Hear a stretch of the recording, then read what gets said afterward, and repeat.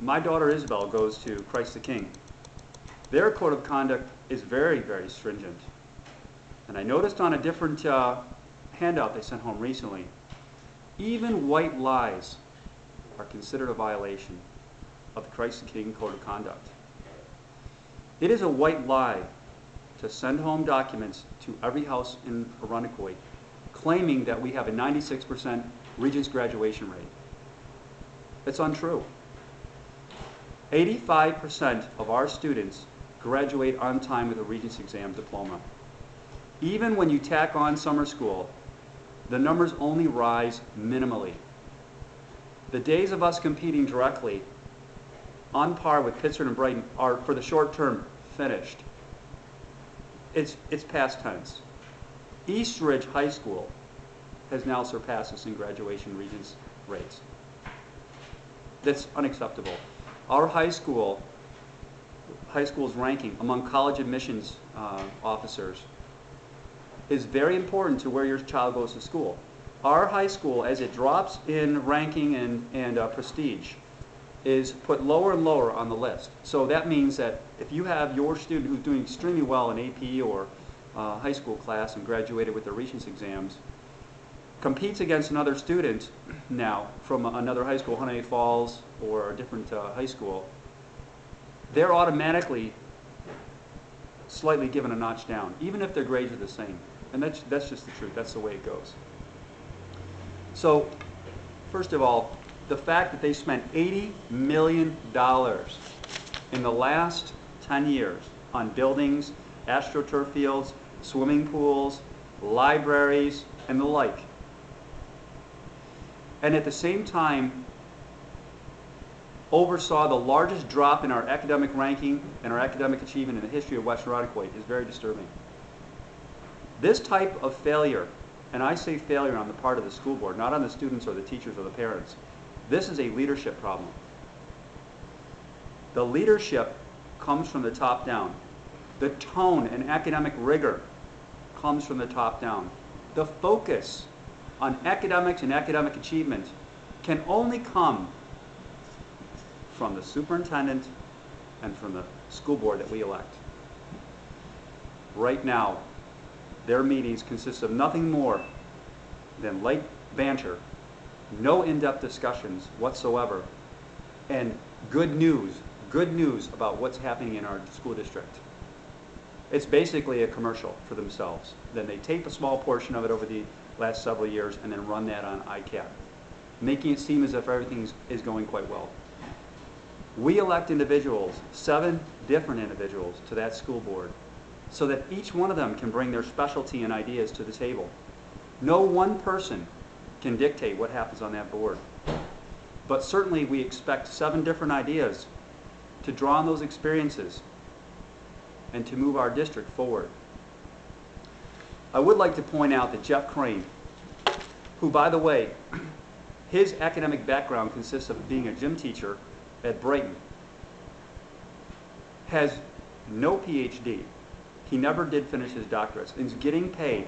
The present school board approved over $200,000 in salary and over $20,000 in additional packages, health care and the like.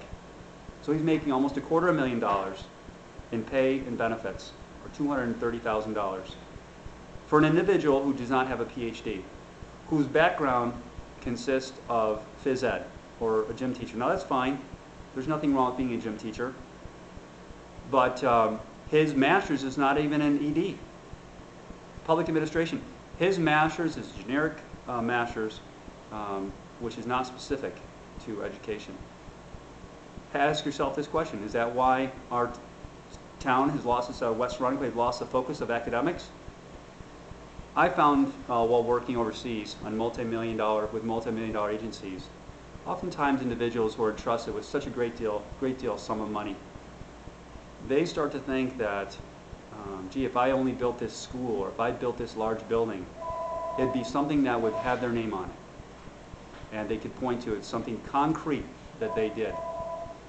Every study, every academic study that has been done with relations to academic achievement has proven that the single greatest determinant of a student's success outside of the home is the teacher and the teacher training. One last time. The single greatest determinant of a student's success is the teacher and the teacher training. And while they have chosen to spend $80 million on buildings and the like, and leaf dumps and ruining our nature center, and windmills, and solar panels that students would have no access to whatsoever, our teachers have remained the lowest paid in Monroe County for the last 20 years. My wife made more her first year at Hilton teaching 13 years ago than our new teachers made recently in West Irondequoit as of 2 months ago. Unbelievable. West Irondequoit School Board has not shown that they value our teachers. If they truly valued our students' education, they would have focused like a laser on academic achievement and improving the relationship with the teachers. I was at a school board meeting where over 130 or 140 teachers went to this meeting in protest to the way they've been treated. There is no working relationship between the school board and the teachers, from what I can see. The animosity was so great you could have cut it with a knife. This is unacceptable. This is not how we work in unison to move our district forward.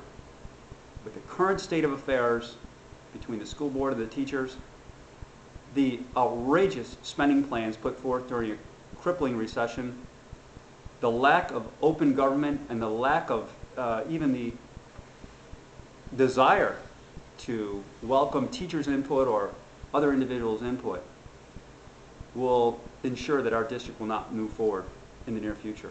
We need new ideas, we need open government, we need open discussion, we need teachers' input, most importantly, we need parents' input as well, and we need students' input. That's how you're going to bring our district back to the top. That's how we'll become competitive again. I'm sure we can. Every child's capable of excellence to their own degree. Certainly I'm not happy with 85%. Below most schools in suburban Monroe County. Are you? This data is, you can confirm this online. They're not telling you the truth. Absolutely not telling you the truth whatsoever. They're twisting these numbers and mentioning a Manhattan Institute study which occurred many years ago and was not specific. Again, as a parent, ask yourself, what are you looking for in their education? I'm looking for a well-rounded student. I'm looking for my son and daughter to be able to compete globally, not just for college, but beyond. And I'm looking for someone who can discuss a variety of topics, not just fill out a standardized test. I want to thank you for listening, and I would ask you to vote. Vote for your children's future, and vote for open government and fiscal prudence. For Robert Ament on May 18th, and Rick Dawson. Thank you very much. I'm going to follow up by discussing one of their recent expenditures, which really points to the most egregious lack of consideration for the average taxpayer and lack of focus on academic excellence. This school board, present school board, voted to cut down a portion of our forest at Pine Grove Nature Center, Helmer Nature Center, which is owned by the West Irondequoit School Board.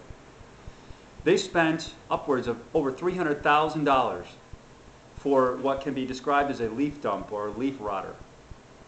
Now, this money could have been spent on a variety of areas, including lowering class size, or something more groundbreaking as combining that money with the Excel aid money they were going to spend for windmills and solar panels, and they could have built a 5,000 square foot state-of-the-art research center right on the same spot they've ruined that nature center on.